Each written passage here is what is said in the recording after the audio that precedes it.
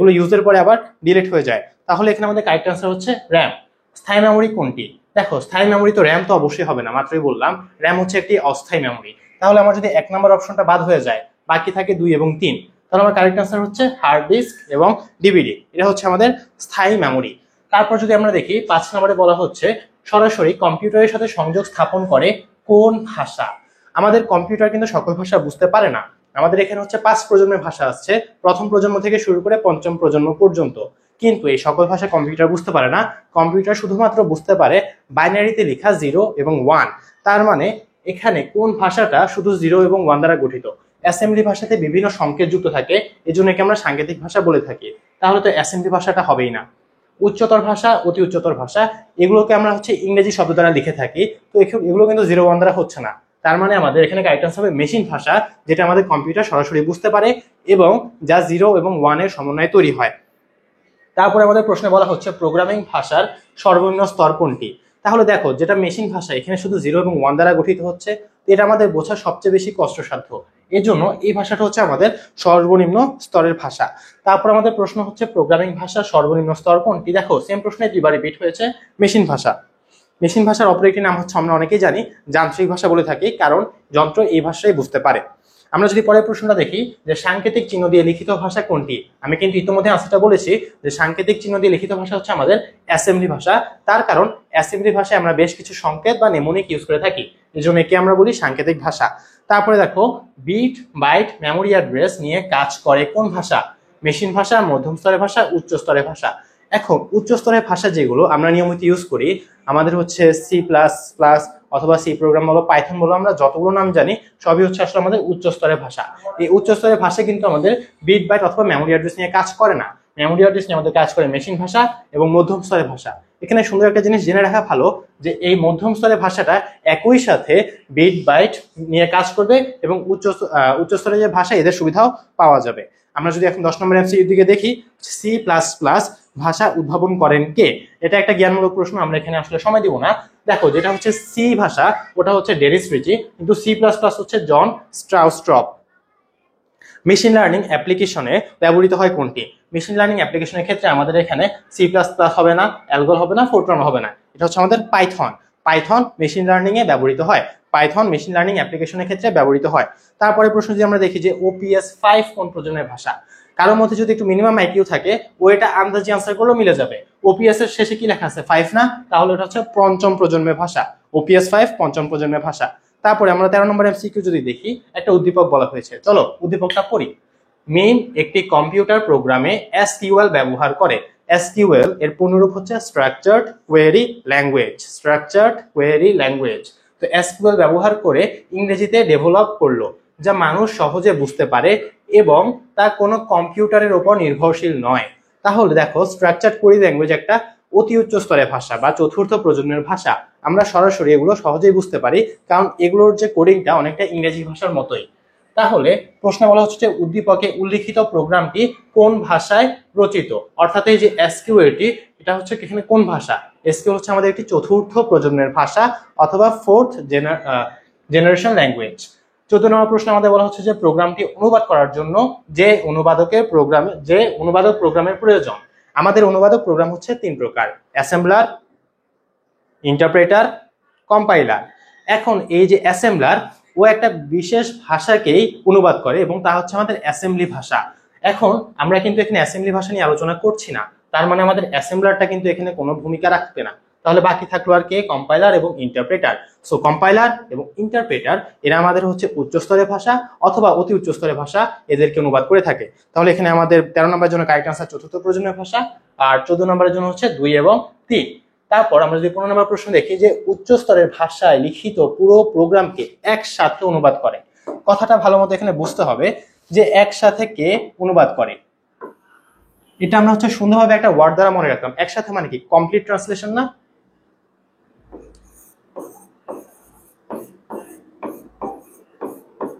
Complete translation. তাহলে দেখো কমপ্লিটের যে লেখাটা এটা সি দ্বারা শুরু হয়েছে না? তাহলে কমপ্লিট ট্রান্সলেশন কে করবে? ইন্টারপ্রেটার। ইন্টারপ্রেটার তো আই দ্বারা শুরু হয়েছে, তাহলে ইন্টারপ্রেটার করবে না। কম্পাইলার, দেখো কম্পাইলার বানান করতে গেলে কম্পাইলার সি দ্বারা শুরু হয়েছে আর কমপ্লিট ট্রান্সলেশনও সি দ্বারা, তাহলে আমাদের যখনই বলবে একসাথে অনুবাদ করা, অর্থাৎ কমপ্লিট প্রোগ্রামকে একসাথে ট্রান্সলেট করবে, ওই কাজটা আমাদের এখানে করবে হচ্ছে কম্পাইলার। তারপর দেখো 16 নম্বরে বলা হয়েছে অনুবাদক প্রোগ্রাম কত প্রকার। আমরা ইতিমধ্যে এটা নিয়ে আলোচনা করেছি, 3 প্রকার। কি কি? Assembler, compiler, interpreter. অ্যাসেম্বলার কি করে? অ্যাসেম্বলি ভাষাকে ট্রান্সলেট করে। কম্পাইলার কি করে? উচ্চ স্তরের ভাষাগুলোকে একই সাথে অনুবাদ করবে। আর ইন্টারপ্রেটার করবে উচ্চ স্তরের ভাষাগুলোকে এক লাইন করে অনুবাদ করবে। তাহলে আশা করি আমরা এই 16টা এমসিকিউ বুঝতে পেরেছি। এখন দেখো 17 নম্বরে কি বলা হয়েছে, উৎস প্রোগ্রামকে একত্রে বস্তু প্রোগ্রামে রূপান্তর করে কোনটি? তো এই জিনিসটা আনসার করার আগে আমাদের জানতে হবে উৎস প্রোগ্রামটা কি আর বস্তু প্রোগ্রামটা কি। তো বস্তু প্রোগ্রাম হচ্ছে, এটাকে আমরা ইংরেজিতে অবজেক্ট প্রোগ্রামও বলে থাকি, অর্থাৎ যে প্রোগ্রামিং ল্যাঙ্গুয়েজটা জাস্ট 0 এবং 1 এই দুইটা বাইনারি ল্যাঙ্গুয়েজের সমন্বয়ে তৈরি, তাদেরকে আমরা বলে থাকি হচ্ছে আমাদের বস্তু প্রোগ্রাম বা অবজেক্ট প্রোগ্রাম। এবং যেগুলো হচ্ছে আমাদের উচ্চ স্তরের ভাষায় লিখিত প্রোগ্রাম, যেমন সি বলো অথবা C++ বলো বা পাইথন বলো, এগুলো হচ্ছে আমাদের উৎস প্রোগ্রাম অথবা সোর্স কোড বা সোর্স প্রোগ্রাম। তাহলে দেখো আমাদের যে উৎস কোড মানে উচ্চ স্তরের ভাষাকে মেশিন ভাষায় রূপান্তর করবে, এই কাজটা কে করবে বলতো? কম্পাইলার। তারপর হচ্ছে দেখো এই 18 নম্বর প্রশ্নটাও সেম, উৎস প্রোগ্রাম, তারপর হচ্ছে মাঝখানে একটা ফিল ইন দ্য গ্যাপস, আর এখানে বলা হচ্ছে বস্তু প্রোগ্রাম। তার মানে উৎস প্রোগ্রাম বা সোর্স প্রোগ্রাম থেকে আমরা অবজেক্ট প্রোগ্রামটা পাচ্ছি। এই জিনিসটা কাজ কারা করে? আমাদের যে এই কম্পাইলারই করে। আশা করি আমরা এটা বুঝতে পেরেছি। এখন দেখি 19 নম্বর প্রশ্নে কি বলা হয়েছে, যে কম্পাইলারের বৈশিষ্ট্য কি? কম্পাইলারের বৈশিষ্ট্য হচ্ছে আমাদের টেস্টিং এবং ডিবাগিং এর ক্ষেত্রে ধীরগতি সম্পন্ন হতে পারে, প্রোগ্রাম নির্বাহে বেশি সময় লাগে, হতে পারে অনুবাদকৃত প্রোগ্রাম পূর্ণাঙ্গ মেশিন প্রোগ্রামে রূপান্তর হয়। এখন 1 এবং 2টাকে আমরা একটা পাশে রাখি, এবং যদি 3 নম্বরটা নিয়ে ভাবি যে অনুবাদকৃত প্রোগ্রাম পূর্ণাঙ্গ মেশিন প্রোগ্রামে রূপান্তর হয়, তাহলে কিন্তু হ্যাঁ অবশ্যই পূর্ণাঙ্গ মেশিন প্রোগ্রামে একই সাথে রূপান্তর হবে কম্পাইলারের মধ্যে। এখন কম্পাইলার যেহেতু পুরো জিনিসটাকে একই সাথে অনুবাদ করে, তাহলে দেখো কিন্তু খুব ঝটপট জিনিসটাকে অনুবাদ করে ফেলতে পারবে। ইন্টারপ্রেটার কি করে? ও এক লাইন অনুবাদ করবে, এক লাইন স্ক্রিনে দেখাবে, আবার আরেক লাইন অনুবাদ করবে, ওইটাকে স্ক্রিনে দেখাবে, মানে স্টেপ বাই স্টেপ একটা কাজ অনেক ভাগে করতেছে, তাহলে সময় একটু বেশি লাগবে না? কিন্তু কম্পাইলার তো এটা করে না, ও যে কাজটা ধরছে ওই কাজটাকে শেষ করে ফেলবে। ও দেখছে যে অনুবাদ করতে হবে, সবাইকে একসাথে অনুবাদ করে স্ক্রিনে আমি রেজাল্ট দিয়ে দিব। তাহলে আমার কম্পাইলার আসলে মূলত প্রোগ্রাম নির্বাহে কম সময় লাগাবে। তার মানে আমার এখানে যে 2 নাম্বারটা এটা ভুল। তাহলে আমার কারেক্ট আনসার হচ্ছে 1 এবং 3, দ্যাট মিন্স সি। 20 নম্বর প্রশ্নে বলা হয়েছে প্রোগ্রাম ফ্লোচার্ট প্রক্রিয়াকরণে কোন প্রতীক ব্যবহৃত হয়? আমাদের বেশ কিছু প্রতীক বইতে দেওয়া আছে, আর তার আগে আমি ছোট করে একটা ইনফরমেশন দিয়ে দিই। ফ্লোচার্ট হচ্ছে 2 রকম, সিস্টেম ফ্লোচার্ট এবং প্রোগ্রাম ফ্লোচার্ট। তো আমরা আমাদের ইন্টার লেভেলে যেগুলো নিয়ে আলোচনা করি সবগুলোই হচ্ছে আমাদের প্রোগ্রাম ফ্লোচার্ট। তো প্রোগ্রাম ফ্লোচার্টে আমাদের যে প্রক্রিয়াকরণ বা প্রসেসিং, এটা ব্যবহার করা হয় আয়তক্ষেত্র দ্বারা। আয়তক্ষেত্র হবে আমাদের এখানে কারেক্ট আনসার। এখন দেখো বৃত্ত, তাহলে বৃত্ত কেন ইউজ হয় আর সামান্তরিক কেন ইউজ হয়, রম্বস কেন ইউজ হয়, তাও আমরা জেনে নেই। বৃত্ত জিনিসটা আমাদের ইউজ হয় সংযোগের ক্ষেত্রে, যদি আমরা একাধিক প্রবাহ কোনো রাশি সংযুক্ত হয় তখন আমরা বৃত্তটাকে ইউজ করি। আর তারপর আছে আমাদের সামান্তরিক। সামান্তরিক আমাদের ইউজ হয় যখন আমরা হচ্ছে ইউজারের সাথে ইন্টারাকশন করব, অর্থাৎ ইনপুট নিব অথবা আউটপুট নিব। আর আছে রম্বস। রম্বসটা আমাদের ব্যবহার হয় সামান্তরিকের ইয়ার ক্ষেত্রে। আমাদের রম্বসটা যেটা ব্যবহার করা হয় এটা হচ্ছে আমাদের সিদ্ধান্ত গ্রহণের ক্ষেত্রে। তাহলে আমাদের কারেক্ট আনসারটা হচ্ছে আয়তক্ষেত্র। প্রোগ্রামিং এর ক্ষেত্রে ইনপুট এবং আউটপুট চিহ্ন হিসেবে ব্যবহৃত হয় কোনটি? দেখো তো ইনপুট এবং আউটপুট আমি অলরেডি বলেছি, ইউজার থেকে তুমি হচ্ছে ডেটা নিবে, আবার ইউজারকে ডেটা দিবে, তাহলে এটা হচ্ছে আমাদের অবশ্যই সামান্তরিক, তাই না? তো বলো তো আয়তক্ষেত্র কোনটা ছিল? আয়তক্ষেত্র ছিল প্রসেসিং এর জন্য। রম্বস কোনটা ছিল? সিদ্ধান্ত গ্রহণের জন্য। বৃত্ত কোনটা ছিল? আমাদের বৃত্ত ছিল সংযোগের ক্ষেত্রে। আর একটা থাকে উপবৃত্ত, আমরা বইতে এটা সুন্দর মতো আসলে লেখা থাকে না, আমাদের যে শুরু এবং শেষ এটা হয় উপবৃত্তের মাধ্যমে। তাহলে আমি জিনিসটা আবারও বলি, বৃত্ত হচ্ছে সংযোগের ক্ষেত্রে, তারপর হচ্ছে শুরু এবং শেষের জন্য হচ্ছে উপবৃত্ত, সামান্তরিকটা হচ্ছে আমাদের ইনপুট নেওয়া অথবা আউটপুট দেওয়ার জন্য, আয়তক্ষেত্র হচ্ছে কোনো প্রসেসিং এর কাজ, প্রক্রিয়াকরণের কাজের জন্য, যোগের কাজ হতে পারে, কোনো একটা ভ্যালু অ্যাসাইন করা হতে পারে, আর রম্বস হচ্ছে সিদ্ধান্ত গ্রহণের জন্য। আশা করি আমরা এটা বুঝতে পেরেছি। আয়তক্ষেত্র হবে, আর এখানে ইনপুট আউটপুট যেহেতু বলা হয়েছে তা হবে সামান্তরিক। 22 নাম্বার, প্রবাহ চিত্রে কোন প্রতীকটি প্রসেসের জন্য ব্যবহার করা হয়? প্রসেস বা প্রক্রিয়াকরণ অলরেডি বলেছি আয়তক্ষেত্র। প্রোগ্রামের ভুল ত্রুটি খুঁজে বের করে তা সংশোধনের পদ্ধতিকে কি বলে? বলতো প্রথমত আমাকে এটা বুঝো যে ভুল বা ত্রুটিকে আমরা কি বলে থাকি? ওই যে বাঘ বা পোকামাকড়, তাই না? আমাদের বিছানার মধ্যে যে মাঝে মাঝে পোকা থাকে আমরা কি বলি? যে বাঘ। তাহলে এই যে ভুল বা ত্রুটি এদেরকে বাঘ বাঘ বলা হয়। এখন এদেরকে তুমি খুঁজে বের করবা, খুঁজে সংশোধন করবা, অর্থাৎ ডিবাগ করবা। তার মানে কথাটা হচ্ছে যে আমি এখানে যে বাগটা খুঁজে পেলাম, যে ভুল ত্রুটি খুঁজে পেলাম, একে আমি দূর করব, অর্থাৎ আমাদের দূর করার জন্য যে একটা প্রিফিক্স ইউজ হয় ওটা হচ্ছে ডি। তাহলে ডিবাগ এটাকে আমরা কি বলি? ভুল ত্রুটি খুঁজে বের করে সংশোধন করার পদ্ধতিকে বলা হয় ডিবাগিং। আমাদের কারেক্ট আনসার হচ্ছে এখানে ঘ নাম্বারটা। তারপর দেখো ফ্লোচার্ট কত প্রকার, আমি কিন্তু অলরেডি এটা আনসার বলে ফেলেছি। ফ্লোচার্ট হচ্ছে দু প্রকার, সিস্টেম ফ্লোচার্ট আর হচ্ছে প্রোগ্রাম ফ্লোচার্ট। এখন এই যে এইটা কিসের চিহ্নটা অনেকে হয়তো বুঝবেন, এটা হচ্ছে একটা রম্বসের চিহ্ন। তো রম্বসের প্রতীকটি কোন কাজে ব্যবহার করা হয় এটা আমার অলরেডি আনসার দেওয়া হয়ে গেছে, যে সিদ্ধান্ত গ্রহণের ক্ষেত্রে। 26 নম্বর প্রশ্ন বলা হচ্ছে যে প্রোগ্রাম তৈরিতে প্রোগ্রাম ডিজাইনের পরবর্তী ধাপ কোনটি? আমাদের বইতে এই যে প্রোগ্রাম তুমি হচ্ছে কেন একটা প্রোগ্রাম রচনা করবে আর তারপর কি করবে, অর্থাৎ সমস্যা বিশ্লেষণ, সমস্যা খুঁজে বের করা, বিভিন্ন একটা সুন্দর ফ্লোচার্ট দেওয়া আছে 7টা স্টেপের। সেখানে আমাদের বলা হয়েছে যে প্রোগ্রাম যে ডিজাইনের এর পরবর্তী ধাপ হচ্ছে আমাকে প্রোগ্রাম কোডিং করতে হবে। তার মানে তুমি আগে হচ্ছে সমস্যা খুঁজে বের করবা, ওটাকে বিশ্লেষণ করবা, তারপর তুমি হচ্ছে একটা খসড়া বানাবা যে আমি এটা কিভাবে কোড করলে সমাধান হবে, তাই না? আমাদের কোডিং এর তো উদ্দেশ্যই হচ্ছে একটা স্পেসিফিক সমস্যাকে ধাপ বাই ধাপ সমাধান করা। তাহলে তুমি এই জিনিসটা খসড়া রাফ করবা যে আমি জিনিসটাকে এভাবে কোড করবো, অর্থাৎ ডিজাইন করবা। ডিজাইন করা শেষ, তারপর কি করবা? বসে বসে সমস্যা বিশ্লেষণ করবা। সমস্যা বিশ্লেষণ তো শুধুই করে ফেলছো, তাহলে কি তুমি ডিজাইন করার পরে তো সমস্যা বিশ্লেষণ করবা না। তারপর হচ্ছে প্রোগ্রাম বাস্তবায়ন, তুমি তো এখনো কোডই করো নাই, তুমি জাস্ট ডিজাইন করছো একটা, তুমি বিল্ডিং এ ডিজাইন করছো, এখন তুমি তো এখনো বিল্ডিং বানাও নাই, তাহলে তুমি তো ওটাকে আর বাস্তবায়ন তো পরে আসবে, তুমি হচ্ছে কোডিংটা করতে হবে। আর প্রোগ্রাম রক্ষণাবেক্ষণ তো অনেক শেষে, আমি বিল্ডিং এর হচ্ছে আগে কেন আমার সমস্যা বিশ্লেষণ, যে আমার থাকার জায়গা নেই এই জন্য আমি একটা বিল্ডিং বানাবো, এটা হচ্ছে আমার এই যে একটা সমস্যা বিশ্লেষণ, সমস্যাটা কি? থাকার জায়গা। তারপরে হচ্ছে আমরা এই সমস্যাটাকে থাকার জায়গার জন্য কিভাবে বিল্ডিংটা ডিজাইন করব তা নিয়ে হচ্ছে আমাদের ভাবতে হবে। ডিজাইনটাকে খসড়া করা শুরু করলাম, তাই না? তো খসড়া নিয়ে একটা হচ্ছে ডিজাইন বানালাম যে বিল্ডিংটা হচ্ছে 10 তলা হবে, 5 তলা হবে, 3 তলা হবে। তারপরে হচ্ছে আমাদের বিল্ডিংটা বানানোর কাজটাকে শুরু করতে হবে, অর্থাৎ প্রোগ্রামটাকে কোড করা শুরু করতে হবে। দেন এটাকে শেষ করতে হবে, অর্থাৎ পুরো বিল্ডিংটাকে বাস্তবায়ন করতে হবে, কাজ শেষ করতে হবে। আর কাজ শেষ করার পর বিল্ডিংটাকে তো রক্ষণাবেক্ষণ করতে হবে। তার মানে আমার প্রোগ্রাম ডিজাইনের পরবর্তী ধাপ হচ্ছে প্রোগ্রাম কোডিং করা। এখন আমরা যদি 27 নম্বর এমসিকিউ দেখি, এখানে আমাকে বলা হচ্ছে যে ফ্লোচার্টে বৃত্তাকার চিহ্নটি কি বোঝায়? বৃত্তাকার চিহ্ন, অনেকে মনের আবেগে শুরুটা কেউ আনসার করে আসবে, এখানে কি শুরু কারেক্ট আনসার হবে? শুরু তো বৃত্তাকার না ভাইয়া, শুরু হচ্ছে আমাদের উপবৃত্তাকার, তাহলে আমাদের শুরু হবে না। ইনপুটের জন্য কি বৃত্তাকার ছিল? ইনপুট তো ছিল সামান্তরিক, ইনপুট এবং আউটপুটের জন্য, তাহলে এটা হবে না। তাহলে আর কে বাকি থাকে? জাস্ট সংযোগ। তাহলে আমাদের এখানে কারেক্ট আনসার হচ্ছে গ নাম্বারটা। এখন 28 নম্বরে বলা হয়েছে সি প্রোগ্রামে ডেটা ইনপুট ডেটা আউটপুটের জন্য ব্যবহৃত ফাংশন কোনটি? এখন এখানে এই জিনিসটা গেট সিএস, আচ্ছা গেট সিএস দেওয়া আছে, তো সমস্যা নাই। দেখো এটা হচ্ছে আমাদের মুখস্থ করতে হবে যে আমরা সি প্রোগ্রামে আউটপুট প্রদর্শন করবা। আউটপুট কোথায়? তোমার স্ক্রিনে আসবে না? আউটপুট মানে কি? তুমি কম্পিউটারে যোগ বিয়োগ করলা, মোবাইলে যোগ বিয়োগ করলা, তো তোমার মোবাইল স্ক্রিনের মধ্যে একটা রেজাল্ট পেলা না? এটাই তো হচ্ছে আমার আউটপুট। কম্পিউটার বা মোবাইলের কাজ করে আমাকে আউটপুট দিল।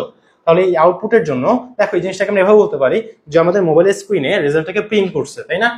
তাহলে আউটপুটের জন্য আমাদের কি ব্যবহৃত হবে? প্রিন্টএফ।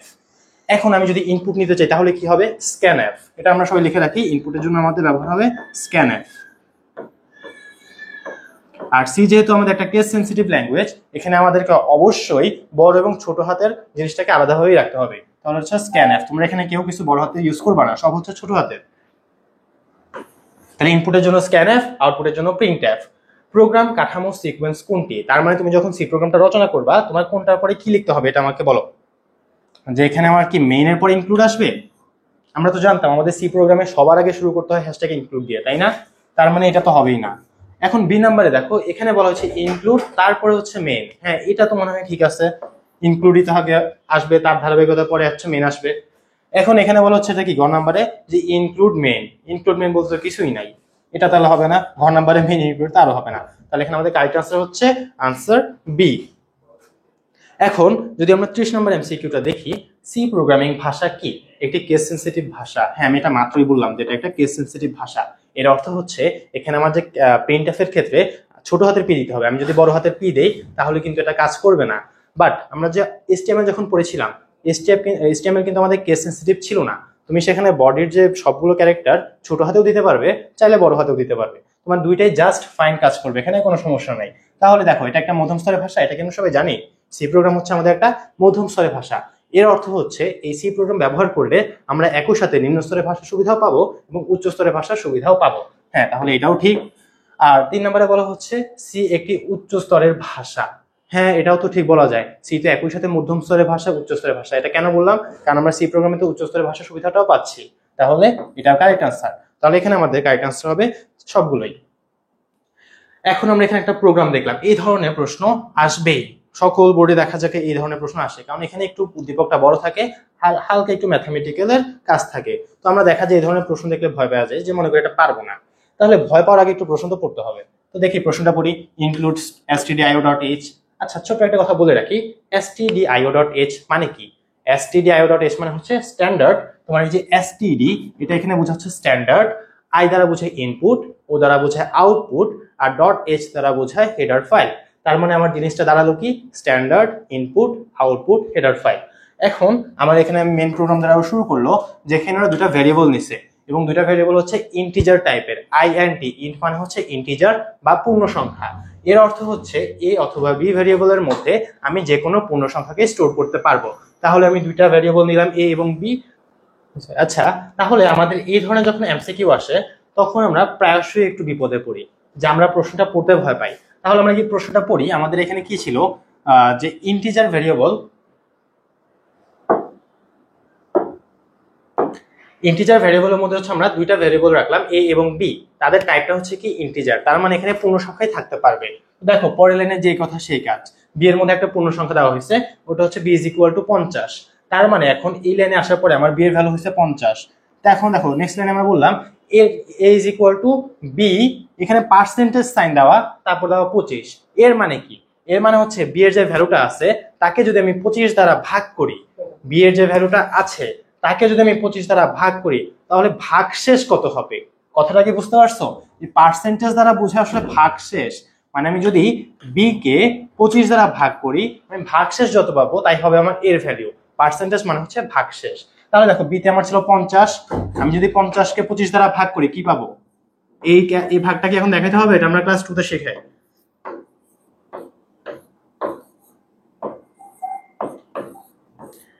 ভাগশেষ হচ্ছে এই যে নিচে যেটা অবশিষ্ট থাকে। তাহলে আমি যদি 50 কে 25 দ্বারা ভাগ করি, আমার ভাগফল পাচ্ছি 2, কিন্তু ভাগশেষ কিন্তু 0। তার মানে আমার এর ভ্যালুটা কত? 0 না? ভাগশেষ হচ্ছে 0। তারপর আমার নেক্সট লাইনে বলা হচ্ছে যে প্রিন্ট এফ পার্সেন্টেজ ডি, তারপর হচ্ছে এ ভেরিয়েবলটা। তো পার্সেন্টেজ ডি মানে কি? পার্সেন্টেজ ডি হচ্ছে আমাদের ফরম্যাট স্পেসিফায়ার। ইন্টিজারের ক্ষেত্রে ওটা হচ্ছে আমাদের ডেসিমেলকে আসলে ইন্ডিকেট করে। ডেসিমেল মানে হচ্ছে পূর্ণ সংখ্যা বোঝাই, আসলে এখানে ডিটা ডেসিমেলকে ইন্ডিকেট করে। তাহলে এটা হচ্ছে এখন প্রিন্ট হবে। তাহলে এর ভ্যালু কত পেলাম আমরা? এর ভ্যালু আমরা কিভাবে পেলাম? যে 50 কে 25 দ্বারা ভাগ করে ভাগশেষটা কত? তো 50 কে আমি যখন 25 দ্বারা ভাগ করলাম, আমি ভাগশেষ পেলাম 0। তো 0টাই হচ্ছে আমার এর ভ্যালু। এখন ওটাকে আমি প্রিন্ট করলাম, তাহলে প্রোগ্রামের আউটপুট কত হবে? 0 হবে। প্রোগ্রামের আউটপুট কত হবে? 0 হবে। এই ধরনের এমসিকিউ কিন্তু আমাদের করতে খুব কম সময় লাগবে, যদি আমরা 1-2 বার প্র্যাকটিস করে যাই। তারপরে আমরা প্রশ্নে দেখি যে আমাদের 32 নম্বর প্রশ্নে বলা হচ্ছে উদ্দীপকে ব্যবহৃত প্রোগ্রামিং ল্যাঙ্গুয়েজ। এখন একটু আগে যে আমরা উদ্দীপকটা দেখলাম, এখানে আমরা কোন ল্যাঙ্গুয়েজ ইউজ করেছি? সি প্রোগ্রাম না? তো সি প্রোগ্রামটা কি আমাদের জেনারেল পারপাস ল্যাঙ্গুয়েজ? আচ্ছা, এটা একটা হচ্ছে আমাদের ইনফরমেশন, যেহেতু আমরা জানিয়ে দিব। মিড লেভেল ল্যাঙ্গুয়েজ তো অবশ্যই। কেস সেন্সিটিভ ল্যাঙ্গুয়েজ অবশ্যই, এটা আমি মাত্রই বললাম। আর তাহলে এটাকে আমরা আসলে জিপিএল অথবা জেনারেল পারপাস ল্যাঙ্গুয়েজও বলে থাকি। সি প্রোগ্রামকে আমরা জেনারেল পারপাস ল্যাঙ্গুয়েজ বলি, mother of all programming language বলি, মিড লেভেল ল্যাঙ্গুয়েজ বলি, হাই লেভেল ল্যাঙ্গুয়েজ বলি, কেস সেন্সিটিভ ল্যাঙ্গুয়েজ বলি। দেখো 5টা নাম বলে ফেললাম, কিন্তু পরীক্ষাতে দেখা যাবে এই নামগুলো একটু ঘুরে ফেরা প্রশ্ন করলো। কি কি বলি? সবার আগে হচ্ছে মিড লেভেল ল্যাঙ্গুয়েজ, তারপর বলি আমরা হাই লেভেল ল্যাঙ্গুয়েজ। এখন মিড লেভেল ল্যাঙ্গুয়েজ কেন বলি? কারণ আমরা একই সাথে নিম্ন স্তরের ভাষা সুবিধাও পাচ্ছি, উচ্চ স্তরের ভাষার সুবিধাও পাচ্ছি।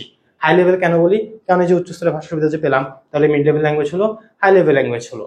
এখন এটা সকল ধরনের কম্পিউটারে যেহেতু ইউজ করা যায়, অপারেটিং সিস্টেম ইউজ করা যায়, এজন্য একে আমরা বলি জেনারেল পারপাস ল্যাঙ্গুয়েজ অথবা জিপিএল। এখন সি প্রোগ্রামে আমাদের হচ্ছে ছোট হাতের ক্যারেক্টার এবং বড় হাতের ক্যারেক্টার ডিফারেন্ট মিনিং বুঝায়, এজন্য একে আমরা বলি কেস সেন্সিটিভ ল্যাঙ্গুয়েজ। আশা করি এটা ক্লিয়ার। তাহলে এখানে আমাদের কারেক্ট আনসার হবে 1, 2 এবং 3। তারপরে হচ্ছে আমরা নতুন একটা টপিকে যাই, যেখানে আমাদের টপিকের নাম হচ্ছে ডেটা টাইপ, ধ্রুবক এবং চলক। তো চলকটা কি? একটু আগে যে প্রোগ্রামটা আমরা দেখলাম, ইন্টিজার দেওয়ার পরে a, b, তাহলে a, b হচ্ছে এখানে ভেরিয়েবল। ভেরিয়েবলকে বাংলায় চলক বলা হয়। এই জিনিসটা অনেকটা এভাবে বলতাম আমরা, যে চলক হচ্ছে চলতে চলতে মান পরিবর্তন করে। অর্থাৎ তুমি প্রোগ্রামের যে কোনো স্টেপে গেলেই চলকের মানটা মনমতো পরিবর্তন করতে পারবে। কিন্তু ধ্রুবক বা কনস্ট্যান্ট, ওর মানটা পরিবর্তন হয় না। তুমি প্রোগ্রামের কোনো এক পর্যায়ে যদি একটা কনস্ট্যান্টকে নির্ধারণ করো, ওই সম্পূর্ণ প্রোগ্রাম ব্যাপী কনস্ট্যান্টের মানটা সেমই থাকবে। কিন্তু চলকের ক্ষেত্রে এমন না। চলকের ক্ষেত্রে তুমি মান একবার দিলে পরে তুমি তোমার সুবিধা মতো মানটাকে চেঞ্জ করতে পারবে। তাহলে দেখো উদ্দীপকে এখানে আমাদের প্রশ্নে কি বলা হচ্ছে, যে নিচের কোনটি সঠিক চলক? তো তো যেহেতু চলক আছে, চলক তো আমাদেরকে প্রকাশ করতে হবে, তো চলক লেখার কিছু নিয়ম আছে। তো আমরা নিয়মগুলোকে আলাদা আলোচনা করব না, এই অপশন থেকে আমরা নিয়মগুলোকে বুঝে ফেলবো। আমাদের চলক লেখার মাঝখানে কখনো স্পেস দেওয়া যাবে না, আমাদের চলকের মাঝখানে কোনো স্পেস হবে না, চলকের মাঝখানে কোনো স্পেস হবে না। দেন এই ধরনের ক্যারেক্টার বলো @ অথবা $সাইন, এগুলো ইউজ করা যাবে না। @ বা $সাইন ইউজ করা যাবে না। সর্বোচ্চ কি ইউজ করতে পারবা? আন্ডারস্কোর। মনে করো এরকম এ লিখলা, এখানে হচ্ছে একটা আন্ডারস্কোর বি, এটা কিন্তু হাইফেন না, হাইফেন এবং আন্ডারস্কোর আলাদা জিনিস। হাইফেন মাঝামাঝি বরাবর থাকে, আন্ডারস্কোরটা নিচে থাকে। তুমি চাইলে আন্ডারস্কোর ইউজ করতে পারবা, কিন্তু এছাড়া যে @ থাকে বা $সাইন থাকে এগুলো ইউজ করতে পারবা না। তারপর হচ্ছে মাঝখানে স্পেস দিতে পারবা না। তারপর দেখো এখানে স্পেসও আছে, আবার ইন্টিজারও লেখা আছে। ইন্টিজার হচ্ছে একটা কিওয়ার্ড। কিওয়ার্ড কি ভাইয়া? কিওয়ার্ড হচ্ছে সি প্রোগ্রামে সংরক্ষিত কিছু শব্দ। এই সকল শব্দের বিশেষ কিছু মিনিং থাকে, যেমন তোমার বলা হচ্ছে এই যে ইন্টিজার, ইন্টিজারে ইন্ট, ফ্লোট, ডাবল, দেন হচ্ছে ইফ, এলস ইফ, এই ধরনের ওয়ার্ড আমরা ভেরিয়েবলের নাম হিসেবে লিখতে পারবো না। তাহলে এখানে আমার ইন্টিজার এসেছে, এটাও হবে না। আমার যদি এই তিনটা অপশন ভুল হয় আর বাকি থাকে একটা অপশন, সেটা হচ্ছে আমাদের ফাইনাল রেজাল্ট।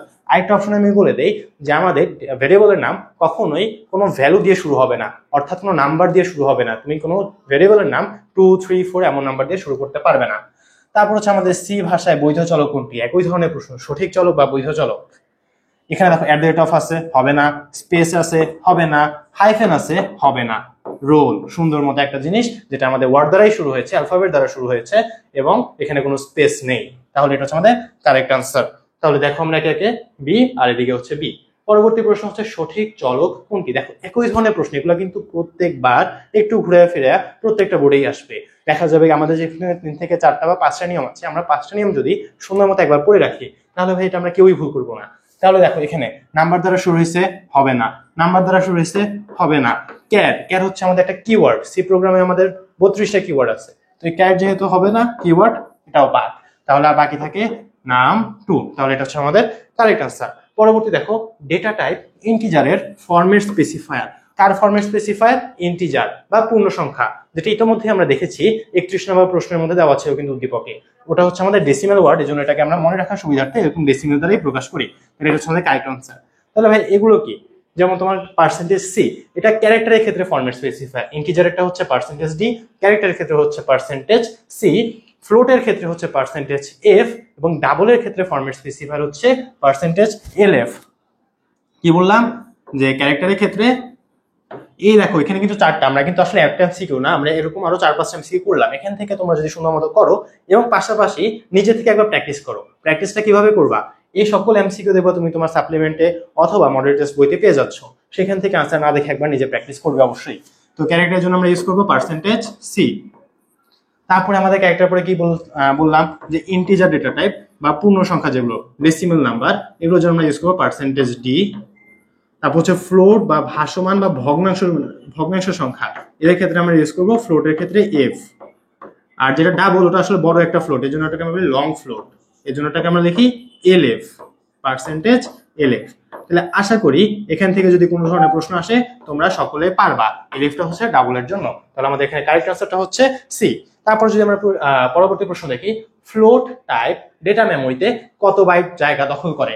এটা হচ্ছে আমাদের একটা জ্ঞানমূলক প্রশ্ন, 4 বাইট। এখন তাহলে বাকিরা কতটুকু করে? ক্যারেক্টার সবচেয়ে কম জায়গা দখল করে, ও দখল করে 1 বাইট। ইন্টিজার ও হচ্ছে ভ্যারি করে তুমি কেমন ইন্টিজার দিচ্ছ, সেটা 2 থেকে 4 বাইট হয়, তো আমরা 4 বাইটই দেখলাম। তবে ফ্লোট 4 বাইট আর ডাবল 8 বাইট। আমি কিন্তু বিট বলি না, আমি কিন্তু এগুলো সবগুলো বাইট বলছি, রাইট? তো আমি যদি এখন প্রশ্ন তোমাকে বিট দিয়ে প্রশ্ন করে, তাহলে কি হবে? এটা 1 বাইট সমান 8 বিট, তাহলে আমাদের ডাবলটা টোটাল 64 বিট জায়গা নিচ্ছে। একটা ক্যারেক্টার 1টা বাইট জায়গা নেয়, তাহলে কত বিট জায়গা নিল? 8 বিট জায়গা নিল। তাহলে প্রশ্ন কিন্তু তোমাকে বিট এবং বাইট দুইভাবেই করতে পারে, তো আমরা দুইভাবেই দেখে রাখবো। সি ভাষায় ইন্টিজার ডেটা টাইপ কত বিটের? তো অলরেডি আমি বলেছিলাম ইন্টিজারও যেহেতু আমার 4 বাইট, তো দেখো কত বিটের। এখানে যদি অপশনে 4 নাই, দেখা যাবে পরীক্ষা 4 দিয়ে ফেললো, তো তুমি তাড়াহুড়া করলা বিট নাকি বাইট খেয়াল করলা না, তখন তুমি তো চোখ বন্ধ করে ভাই এটা তো কমন পড়ছে, আপনি বলছিলেন পরীক্ষা আসছে জায়গায় দিয়ে আসছে, তখন দেখছে ভুল। তো আমরা অবশ্যই খেয়াল করবো যে কত বিটের। তাহলে যেহেতু এটা হচ্ছে আমার 4 বাইট, তাহলে হচ্ছে 4 32 বিট। আশা করি এই দুটা সকলের ক্লিয়ার, এবং এই ধরনের যদি অন্যান্য এমসিকিউ আসে ওগুলো আমরা সকলেই পারবো। তার পরবর্তী প্রশ্ন দেখো যে ডাবল ডেটা টাইপের জন্য ফরম্যাট স্পেসিফায়ার কোনটি? আমি কিন্তু এটা অলরেডি বলেছি লং ফ্লোট। নিচের চলক ভেরিয়েবল গুলোর মধ্যে কোনটি সঠিক? দেখো এই ধরনের প্রশ্নগুলো কিন্তু অনেকভাবেই আসতে পারে। এখানে আন্ডারস্কোর আছে, হ্যাঁ এটা অবশ্যই কারেক্ট। এখানে দেখো একটা স্পেস দেওয়া আছে, স্টুডেন্ট নেমের মাঝে একটা স্পেস, তাহলে এটা তো হবে না। তারপর হচ্ছে এট দ্য রেট অফ আছে একটা স্পেশাল ক্যারেক্টার, এগুলো কিন্তু হবে না। তাহলে আমরা এখানে জাস্ট কারেক্ট হচ্ছে এক নাম্বারটা ক। তাহলে আমরা যদি এর পরবর্তী প্রশ্নটা দেখি, নিচের উদ্দীপকটি পড়ো এবং প্রশ্নগুলোর উত্তর দাও। তো চলো প্রশ্ন উদ্দীপকটা পড়ি। ইনক্লুড stdio.h, ঠিক আছে, মেইন ফাংশন, ঠিক আছে, ফ্লোট আর, তার মানে এখন এখানে আর হচ্ছে একটা ভেরিয়েবল যার তোমার হচ্ছে ফরম্যাট স্পেসিফায়ার হচ্ছে ফ্লোট, একটা ভাসমান সংখ্যা। তা আমাকে বলছে এখানে কি printf enter your gps, তো এটা আমাদের কোনো সমস্যা না, এটা স্ক্রিনে একটা র্যান্ডম লেখা, এই লেখাটা প্রদর্শিত হবে। তারপর scanf %d ampersand, তো scanf এর ক্ষেত্রে এখানে যদি এটা ভুল আছে, এটা আমাদের প্রশ্ন ছিল। সো ampersand মানে কি? ampersand হচ্ছে তোমাকে এই জায়গাতে একটা যে এন্ড সাইনটা, এটাকে আমরা বলি ampersand। তো তুমি যখন কোনো একটা ভ্যালু ইনপুট নিবে, তো তোমাকে হচ্ছে চলকের নামের জন্য ampersandটা ইউজ করতে হবে। দু এক জায়গায় ব্যতিক্রম আছে, বাট আমরা এমসি ক্লাস আলোচনা করব না। তাহলে এখানে প্রোগ্রামে আরটা কি একটা ভেরিয়েবল হতে পারে, অনেক আনসার পেয়ে গেছো। কিওয়ার্ড তো নাই, স্টেটমেন্ট তো মোটেও না, আর ধ্রুবকও না, তাহলে এটা হচ্ছে আমার একটা ভেরিয়েবল অথবা চলক। 42 নম্বর প্রশ্ন দেখি, যে এই প্রোগ্রামে %d এর পরিবর্তে আর কোনটি ব্যবহার করা যাবে? এখানে যে %d, এটা তো হবে না, এটা ভুল। ফ্লোটের জন্য %d হয় না, %dটা হয় ইন্টিজারের জন্য। ফ্লোটের জন্য আমাদের হবে f। তাহলে তুমি চাইলে যেখানে f ইউজ করতে পারো, সেখানে তুমি 2f ইউজ করতে পারো। 2f মানে হচ্ছে ফ্লোটের সংখ্যা 2 ঘর পর্যন্ত যাবে, এখানে আসলে একটা পয়েন্ট হবে, পয়েন্ট 2f। আচ্ছা যাই হোক, এটা তোমরা বুঝে নিও। আর % আর বলতে আমার সি প্রোগ্রামে কিছুই নেই। তাহলে আমার এখানে কারেক্ট আনসার হবে 1 এবং 2, অর্থাৎ ক। পরবর্তী প্রশ্ন যদি আমরা দেখি, এই ধরনের প্রশ্ন কিন্তু আমরা সবাই ভুল করি, এই ধরনের প্রশ্নে আমরা সবাই ভুল করি। এই জন্য সবাই একটু মনোযোগ দিয়ে দেখো, আর নিজেরা যারা আসো সামনে খাতার মধ্যে এই জিনিসটা বারবার লেখো। এটা মানে কি? এটা হচ্ছে একটা ইনক্রিমেন্ট অপারেটর। এটা মানে হচ্ছে আমাদের x ইজ ইকুয়াল টু, দেখো x প্লাস ইকুয়াল কোনো না, এটা মানে হচ্ছে x ইকুয়াল টু এই x এর যে ভ্যালুটা আগে ছিল তার সাথে কত যোগ হবে? +15 হবে, +15। এটা মানে হচ্ছে এই জিনিস। আমি এখন যদি এখানে দেখতাম যে আমার x minus is equal two 10, এর মানে কি জানো? যে x এর আগে যে ভ্যালুটা ছিল ওটা 10 কমবে, অর্থাৎ এটা মানে হচ্ছে x is equal two x minus 10। এখানে বলা হচ্ছে x plus is equal two 15, অর্থাৎ x এর ভ্যালু আগে যা ছিল তার থেকে 15 প্লাস হবে, তাহলে x is equal two x plus 15। তো x এর ভ্যালু আমাকে এখানে বলছে 5, তাহলে তার সাথে যদি 15 যোগ হয় হবে 20, তাহলে আমাদের কারেক্ট আনসার হচ্ছে ডি। এখন গ নাম্বার 44 এ বলা হয়েছে নিচের কোনটি রিলেশনাল অপারেটর, অর্থাৎ কোন অপারেটরটা তোমাদের হচ্ছে দুইটা ভেরিয়েবলের মধ্যে কোনো একটা সম্পর্ক বুঝাবে, এবং তা হচ্ছে আমাদের ডাবল ইকুয়াল, অর্থাৎ সমান। দেখো দুইজন অপারেটর সমান, একটা সম্পর্ক বোঝাচ্ছে না, তো ডাবল ইকুয়াল। আর কেউ ভুল আবার সিঙ্গেল ইকুয়াল দিয়ে আসবে না, সিঙ্গেল ইকুয়ালটা হচ্ছে আমাদের সি প্রোগ্রামের ক্ষেত্রে অ্যাসাইন অপারেটরকে বোঝায়, অ্যাসাইন অপারেটর। সো কিন্তু এখানে কিন্তু সিঙ্গেল ইকুয়ালটা হবে না, ডাবল ইকুয়াল বোঝায় দুইটা ভেরিয়েবল হচ্ছে সমান, তাহলে রিলেশনাল হবে আমাদের ডাবল ইকুয়াল। সি ভাষায় পার্সেন্টেজ কোন ধরনের অপারেটর? এটা আমরা একটু আগে দেখেছিলাম, ওই যে b%a, তার মানে কি ভাগশেষ বোঝায় না? তো ভাগশেষ কি একটা অ্যারিথমেটিক বা গাণিতিক কাজ না?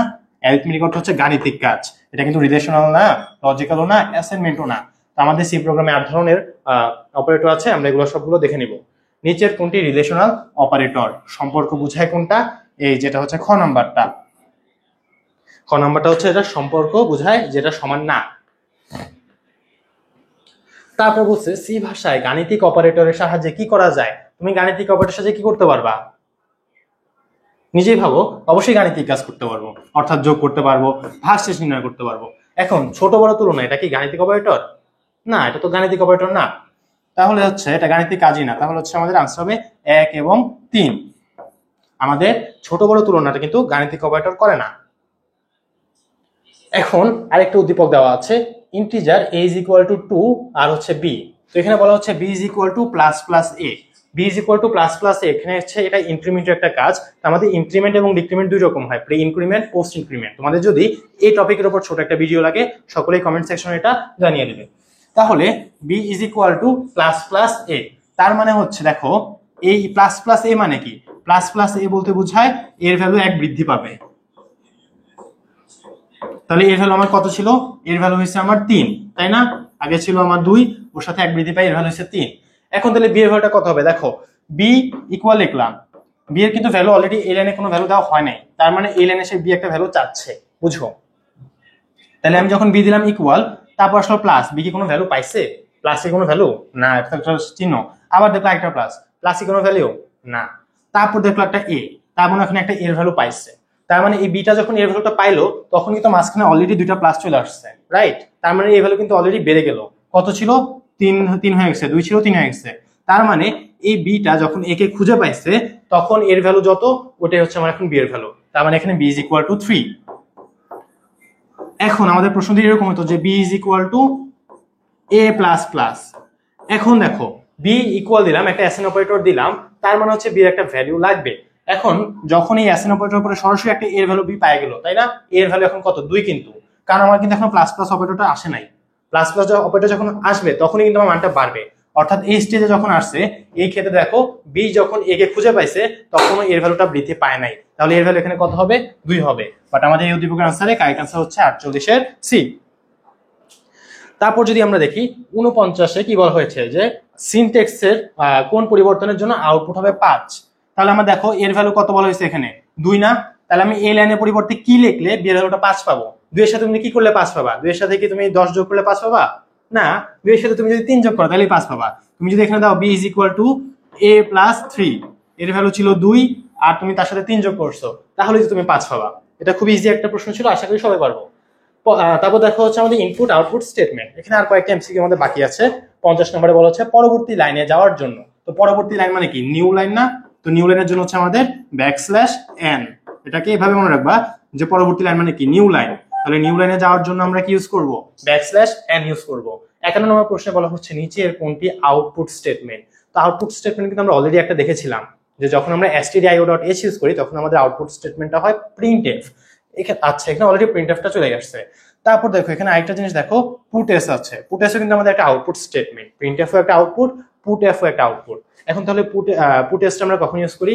এগুলো হচ্ছে আমাদের যে ডস ভিত্তিক অপারেটিং সিস্টেম সেখানে ইউজ হয়, এগুলো আমাদের না জানলেও চলবে।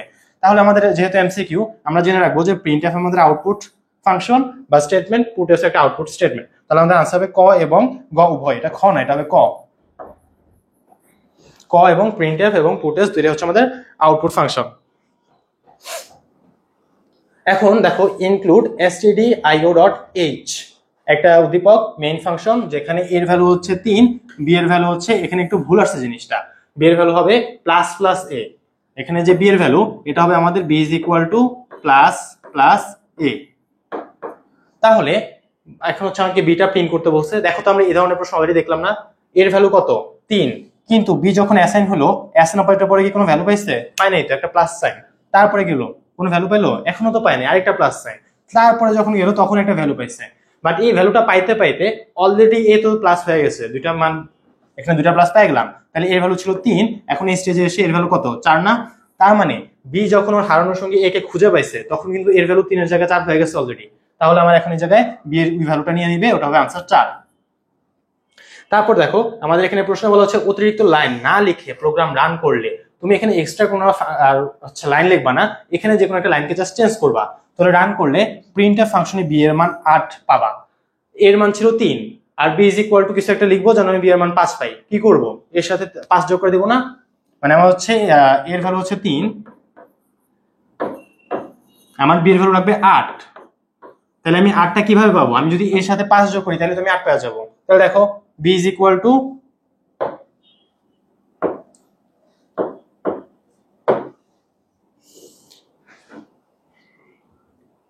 এখানে তাহলে দেখো আমাদের কি বলা হচ্ছে? B is equal to a plus 5। তাহলে কিন্তু আমরা আমাদের কাঙ্ক্ষিত আনসারটা এখানে পেয়ে যাব, রাইট?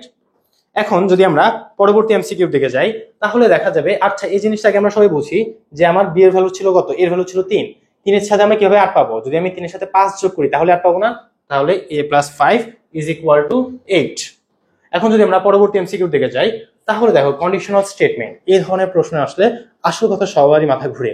আর এটা ছিল লুপ স্টেটমেন্ট। তো দেখো কন্ডিশনাল স্টেটমেন্টের মধ্যে আমরা যদি এই ম্যাথটা দেখি তাহলে আমরা যেটা বুঝতে পারবো ওটা হচ্ছে যে এখানে প্রশ্নে কি বলা হচ্ছে? ফর ইজ ইকুয়াল টু একটা ফর লুপ, আই এর ভ্যালু হচ্ছে 1, আর তারপর হচ্ছে আমাকে এখানে একটা রেঞ্জ দেওয়া হচ্ছে যে আই এর ভ্যালু যদি 6 এর থেকে ছোট হয় বা সমান হয়, এটা কি সাইন? স্মলার না? স্মলার দেন। এটা কিভাবে মনে রাখতাম? এরকম একটা দাগ টানছো, এই মাথাটা ছোট না, তার মানে এই পাশে যে থাকবে হচ্ছে ছোট, তার মানে এখন আইটা হবে ছোট, কার থেকে ছোট, 6 থেকে ছোট অথবা সমান। যে মাথাটা পয়েন্টি মাথা এটা হচ্ছে এরকম ছোট মাথা, এটা হচ্ছে এই পাশটা ছোট, তারপর এটা ছড়াই গেছে না, ওই পাশটা বড়, তাহলে এই পাশে যে থাকবে ও হচ্ছে বড়, এই পাশে যে থাকবে হচ্ছে ছোট। আর প্রত্যেকটা ভ্যালু এখানে একটা প্লাস হবে, আমাদের টাইপারে যে হচ্ছে টাইপার সে প্রচুর মিস্টেক করছে। আর এটা হচ্ছে i ইকুয়াল টু +4। এখন আই হচ্ছে প্রত্যেকটা স্টেজে i প্লাস প্লাস মানে হচ্ছে প্রত্যেকটা স্টেপ পর পর আই ভ্যালু এক করে বৃদ্ধি পাবে। তো প্রথমে দেখো আই ভ্যালু হচ্ছে 1, এখন আমাকে কন্ডিশনে বলা হচ্ছে যদি আই ভ্যালু 4 হয় তাহলে কন্টিনিউ করতে। এখন আই ভ্যালু এখানে 4 না, আই ভ্যালু তো 1, তার মানে কি কন্ডিশনটা মিথ্যা না? অবশ্যই মিথ্যা। তার মানে আমি প্রথম স্টেজে এ কে কাউন্ট করব না, আমি সরাসরি প্রিন্ট অফ করব এইচএসসি এক্সাম, একবার প্রিন্ট করলাম। দেন আমি সেকেন্ড যে এই দেখো আমার যেহেতু কাজটা শেষ, আমি যাবো আবার ইনক্রিমেন্ট হইতে, মান বাড়বে, আয়ের মান একের 1 ছিল, এখন আয়ের মান বের হবে 2। এখন 2 যখন হয়েছে দেখো কন্ডিশনটা কি এখন সত্য নাকি মিথ্যা? অবশ্যই সত্য, 2 তো 6 থেকে ছোট, তার মানে আমার এই লুপটা এখনো সত্য আছে, লুপটা আবারও কাজ করবে। তাহলে আমি যখন এই লাইনে আবার আসলাম তখন আমার হচ্ছে 2 4 এর সমান যদি হয়, এখন দেখো আই কি 4 এর সমান, 2 কি 4 এর সমান? তো সমান না, তার মানে আমার এখনো কিন্তু সেকেন্ড স্টেপেও এই ফাংশনটা কোনো কাজ করলো না। আমি আবার হচ্ছে প্রিন্ট করলাম, তাহলে দেখো 2বার প্রিন্ট হয়ে গেছে অলরেডি, কাজ শেষ না? থার্ড স্টেজে কি করব, আবারও মান বৃদ্ধি হবে, আয়ের ভ্যালু ছিল 2, এখন আয়ের ভ্যালু হয়ে গেছে 3। দেখো প্রত্যেকটা স্টেপ পর পর কিন্তু হচ্ছে আমার ইনক্রিমেন্ট হচ্ছে, মানটা 2 ছিল এখন 3 হয়েছে। তারপর কি করব, কন্ডিশনটা চেক করব। এখন দেখো 3 কি 6 থেকে ছোট? হ্যাঁ ছোট, তাহলে সত্য হয়েছে, সত্য হলে এই লুপটা আবারও কাজ করবে। তারপর লুপ যখন কাজ করলো এখানে আবারও ওই সেম লাইনটি আমরা পেলাম, আর এখানে বলছে i is equal two 4, 3 is equal two 4, এটা কি সত্য? 3 আর 4 কি সমান? দেখো তোরা সবাই বলো তো 3 আর 4 কি আসলে সমান নাকি? না, এটা তো সমান না, তার মানে এটা এখনো মিথ্যা হয়েছে, তাহলে আমাদের এই কাজটা করতে হবে না।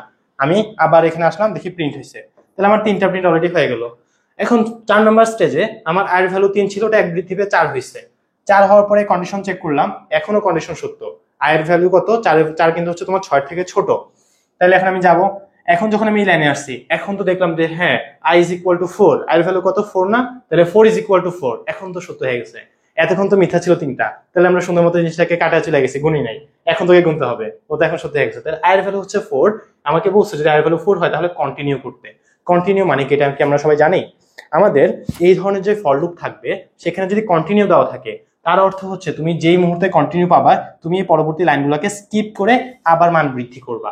কি বলছি, যদি কন্টিনিউ থাকে তাহলে তুমি এই ফাংশনের পরে যে কয়েকটা লাইন থাকবে এদেরকে স্কিপ করে আবার উপরে চলে যাবা।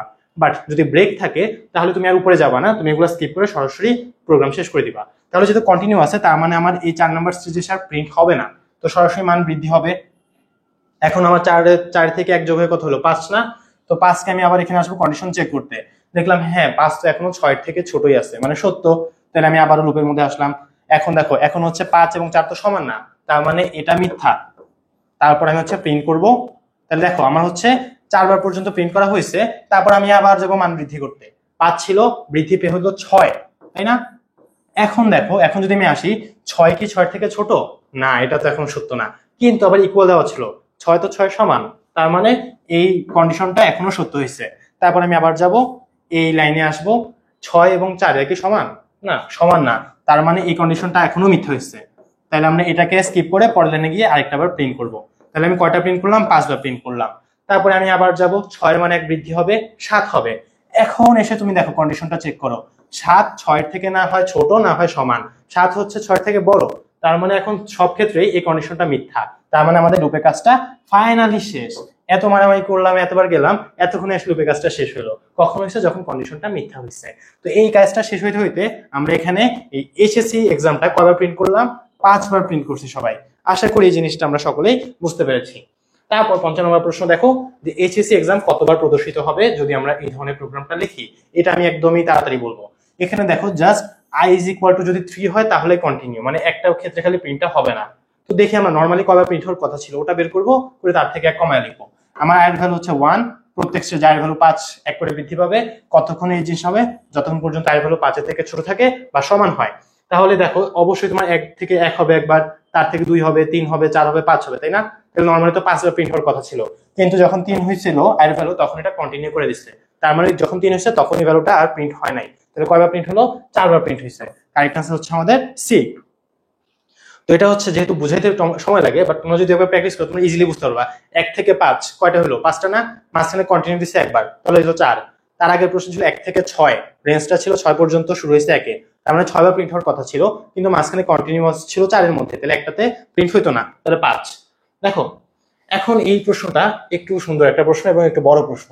এখানে বলা হচ্ছে যে আয়ের ভ্যালু হচ্ছে কত 10, এবং কন্ডিশনটা হচ্ছে আয়ের ভ্যালু যদি 15 থেকে ছোট হয় অথবা সমান হয় তাহলে এই কন্ডিশনটা সত্য হবে আর লুপটা কাজ করবে, আর প্রত্যেকটা স্টেজে আয়ের ভ্যালু 1-2 করে বৃদ্ধি পাবে, i = i+2, তার মানে প্রত্যেকটা স্টেজে আয়ের ভ্যালু 2 করে বৃদ্ধি পাবে।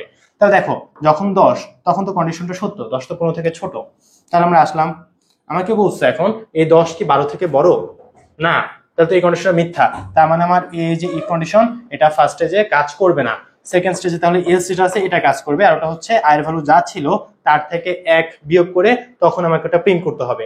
আয়ের ভ্যালু ছিল 10, তার থেকে আমি 1 কমাইলে আমার কত হয় 9। দেখো তো এখানে 9 কোন জায়গায় আছে, এখানে আছে আর এখানে আছে, তার মানে আমার 2 আর এটা তো হবেই না আনসার, বুঝতে পারছো কি বললাম? এখন দেখো 9 এর পরে আছে 11, তার মানে আমি আসলে সেকেন্ড অপশনটা চেক করলে আমার তেমন একটা লাভ হবে না, আমার কিন্তু মোটামুটি আনসারটা একই আসবে। তারপরে দেখো তাহলে আমরা তোমাদের জন্য করি যে আমরা সেকেন্ড স্টেপে যখন যাব তখন আমার আয়ের ভ্যালু 10 থেকে 2 বৃদ্ধি পেয়ে হবে 12, তাই না? এখন 12 কি আমার 15 থেকে ছোট? হ্যাঁ ভাই অবশ্যই এটা ছোট, তার মানে কন্ডিশনটা এখনো সত্য। যদি কন্ডিশন সত্য হয় আমরা যাব নিচে প্রোগ্রামের ভিতরে, এখন বলছে ইফ 12 ইজ গ্রেটার দ্যান 12, এখন কি কন্ডিশন সত্য? না, 12 তো 12 এর থেকে বড় না, 12 এর সমান, তার মানে এই কন্ডিশনটা কিন্তু আমার সেকেন্ড টাইমও মিথ্যা, তার মানে আমার হচ্ছে এই লাইনটা কাজ করবে না, আমরা যাব এলসে। এলসে গেলে বলছে প্রিন্টএফ আমার আয়ের ভ্যালু যা ছিল তার থেকে 1 কমাবা, কমায় ওটাকে প্রিন্ট করে দিবা। আমার আয়ের ভ্যালু কত ছিল 12 না, 12 থেকে আমি 1 কমাইলাম, কমায় প্রিন্ট করে দিলাম 11। দেখো 9 11 9 11। এখন আসলে আমরা থার্ড স্টেজে এবং এটাই হলো লাস্ট স্টেজ। আমার ভ্যালু ছিল 12, আমার যেহেতু এই প্রোগ্রামের কাজ শেষ আমি ভ্যালু আবার 2 বৃদ্ধি করব, করে হবে 14, রাইট? ইনক্রিমেন্ট হইলো 12 ছিল 2 বৃদ্ধি পেয়ে হয়েছে 14। এখন 14 হচ্ছে আমাদের একটা কন্ডিশন চেক করলো, 14 কি 15 থেকে ছোট? হ্যাঁ ভাই অবশ্যই 14 তো 15 থেকে ছোট, তার মানে আমার কন্ডিশনটা সত্য। আর এখন দেখো ইফে কি বলছে যে i গ্রেটার দ্যান 12, আয়ের ভ্যালু এখন কত 14 না, তো 14 কি i 12 থেকে বড়? হ্যাঁ অবশ্যই বড়, তার মানে ফাইনালি 3 নাম্বার কেসে গিয়ে আমাদের এটা সত্য হয়েছে। যদি এটা সত্য হয় তাহলে কি করব, যে আমাদের আয়ের ভ্যালু যা ছিল তার সাথে 1 যোগ করে ওটা প্রিন্ট করে দিব।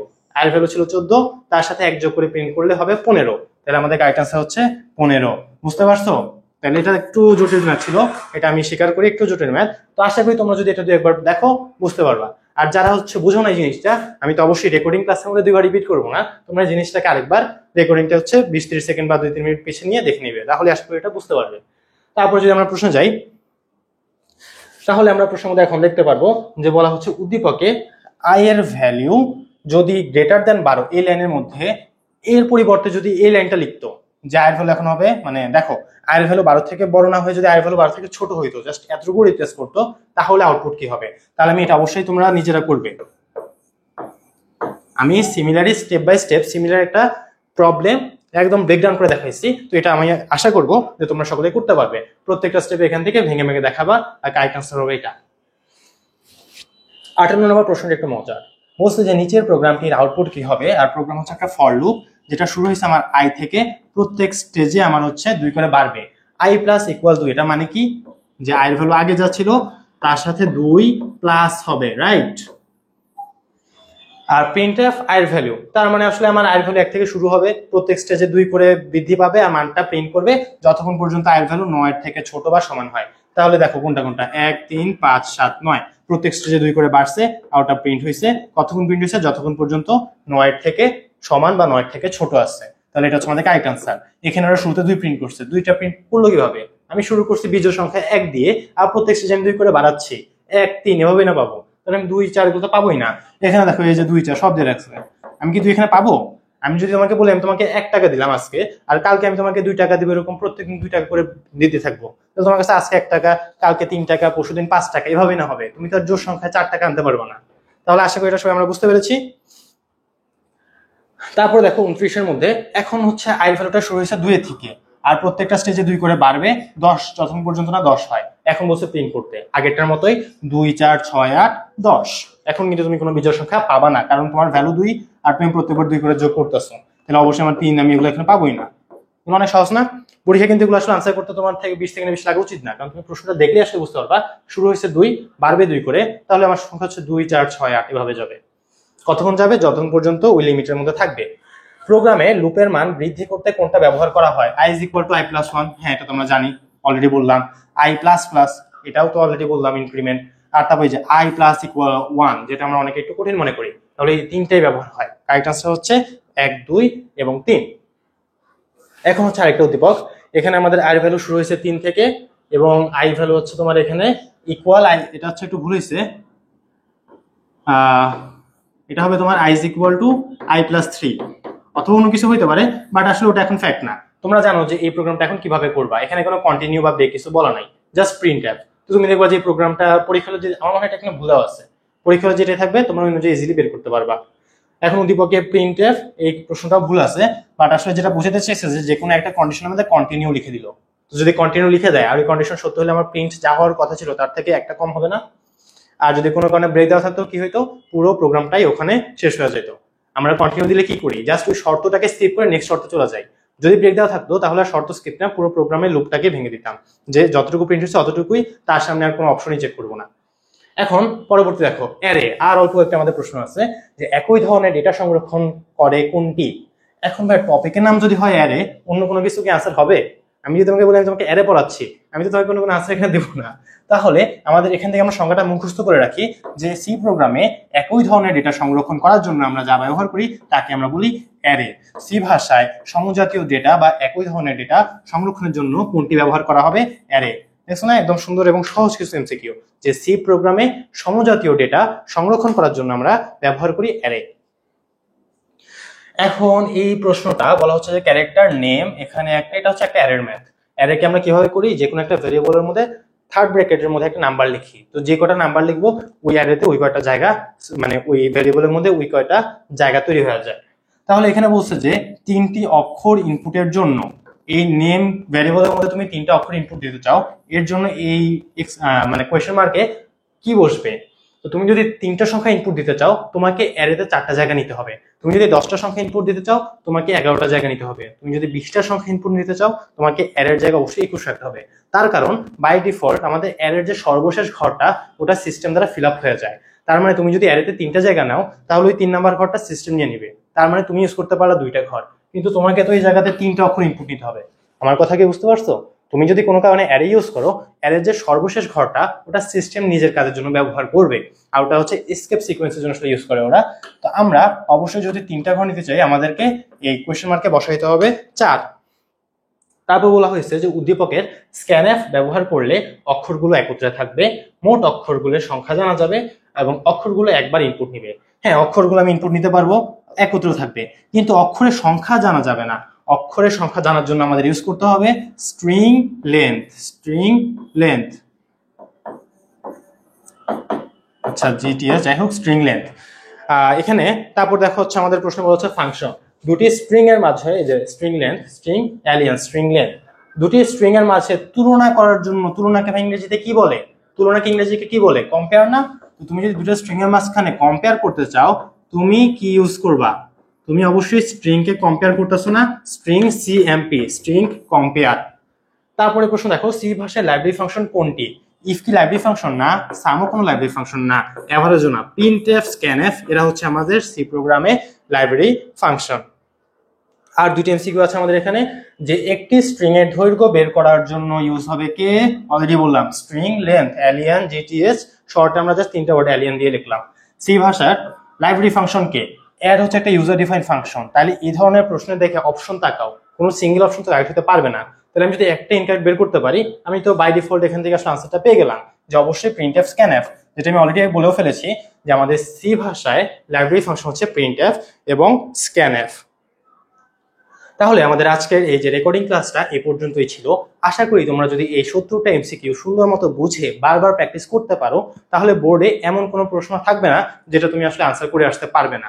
আর আমি তোমাদের সকলকেই এই যে সাজেশনটা দিব যে তোমরা যদি এই ধরনের বড় কোনো প্রশ্ন পাও তার শুরুতে আনসার করবে না, তোমরা ওটাকে রেখে দাও, সময় যদি পাও শেষে আনসার করবে। হয়তো দেখা যাবে তুমি বড় একটা প্রশ্ন আনসার করতে গিয়ে তোমার 3-4 মিনিট যদি লেগে যায়, তুমি সহজ সহজ জ্ঞানমূলকগুলোকে আনসার করে আসতে পারবে না।